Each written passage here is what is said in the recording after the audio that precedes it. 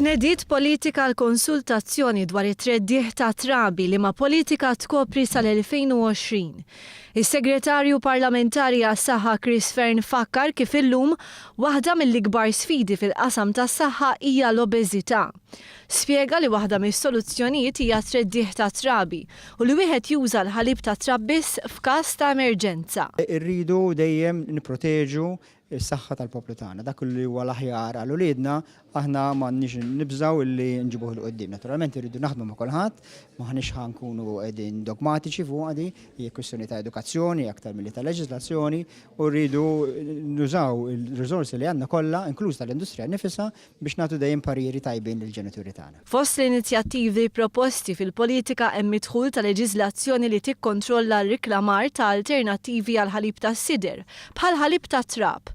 Propostu koll li sptarijiet jippromuovu aktar il-ħalib tas-sider li professjonisti jkunu mħarġa ħjar dwar it-treddieħ li l-om li tredda tkun protetta u li jkun hemm entità li tħares l-implementazzjoni tal-politika.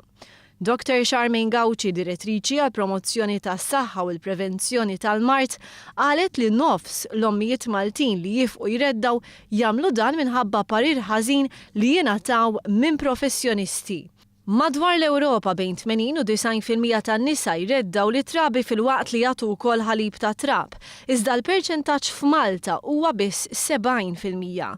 Għal minn hekk ommijiet li ma jagħtu lil uliedhom xejn aktar ħlief ħalib ta' sider huma biss 50%. Tkellimna ma' Helen Borch, qabla speċjalista fit-treddieħ dwar l-isfidi li ħabtu wiċċhom magħhom ommijiet Maltin.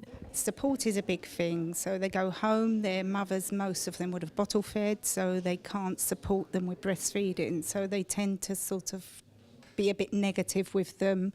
Another thing is the grandmother, the mother is her baby, not the baby, so when she sees the mother tired and stressed out, she wants to take the baby away and, make everything okay for her daughter. Staret li minkejja li l-isfida biex tinbidel il-mentalità hija kbira, mill-esperjenza tagħha rat ċertu titjib.